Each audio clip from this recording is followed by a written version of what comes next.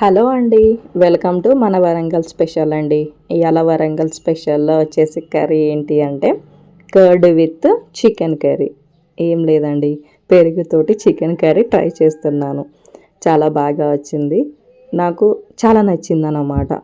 అందుకనే మీకు కూడా షేర్ చేయాలి కదా, అందుకనే రెసిపీ అనేది పోస్ట్ చేస్తున్నాను. చూడండి, మీరు కూడా ట్రై చేసి ఎలా వచ్చిందో ఖచ్చితంగా కామెంట్ చేయండి.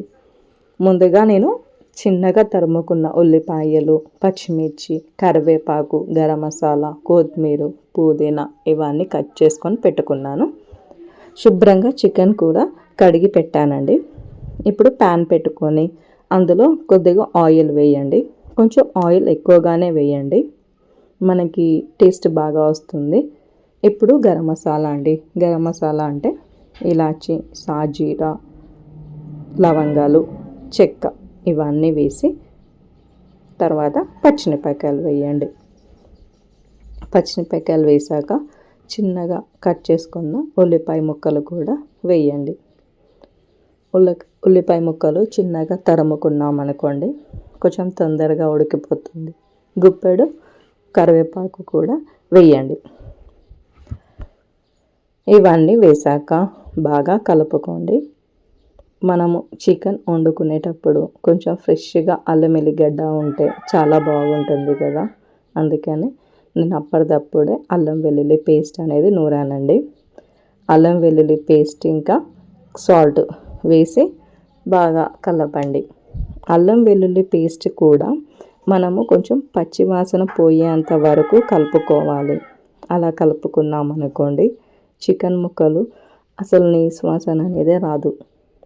తిన్నా కొద్దీ తినాలనిపిస్తుంది, అంత టేస్టీగా ఉంటుంది. ఇక్కడ అల్లం వెల్లుల్లి పేస్ట్ కాడనే మనం ఒక 5 minutes బాగా నూనెలో గోలియాలన్నమాట. ఇప్పుడు పసుపు వేసి కలుపుకోవాలి. ఒక 5 నిమిషాలు అయ్యాక చికెన్ ముక్కలు వేయాలండి. చికెన్ ముక్కలు కూడా కడిగేటప్పుడు కొద్దిగా నిమ్మకాయ, కొద్దిగా పసుపు వేసి కడుక్కున్నానండి. ఎందుకంటే నీసు వాసన రాకుండా ఉండాలని. చికెన్ వండేటప్పుడు మెయిన్ టార్గెట్ ఏంటంటే నీసు వాసన రావద్దు అని నేను వండుతానండి. ఎందుకంటే అలా వస్తే మనకి అసలు తినబుద్ధి కాదు, పిల్లలు కూడా ఇష్టంగా తినలేరు, మా ఇంట్లో తినలేరు. మనం ఫుడ్ అనేది ఎంజాయ్ చేయాలి కదా, అందుకని చికెన్ వండేటప్పుడు ఫ్రెష్ అల్లం వెల్లిగడ్డ పైగా బయట నుండి తెచ్చాక నిమ్మకాయ, పసుపు వేసి కడుగుతాను. అలా మీరు కూడా ట్రై చేయండి. ఇలా బాగా మగ్గాక నేను పెరుగు వేసానండి, అది వీడియోలో చూపించలేదు. మీరు కూడా పెరుగు వేసుకోండి, కాకపోతే కొంచెం మజ్జిగలాగా చేసి పెరుగు వేయండి. బాగా మగ్గి ఇలా ఆయిల్ అంతా పైకి తేలాక ఇప్పుడు కారం పొడి ఒక 2 tablespoons ఆఫ్ కారం పొడి వేసాను. కొంచెం స్పైసీగా తినాలి కదా, వెజ్ ఎలాగో స్పైసీగా తినం, నాన్ వెజ్ అన్న స్పైసీగా తినాలి కదా అని కొద్దిగా కారం ఎక్కువగానే వేసానండి.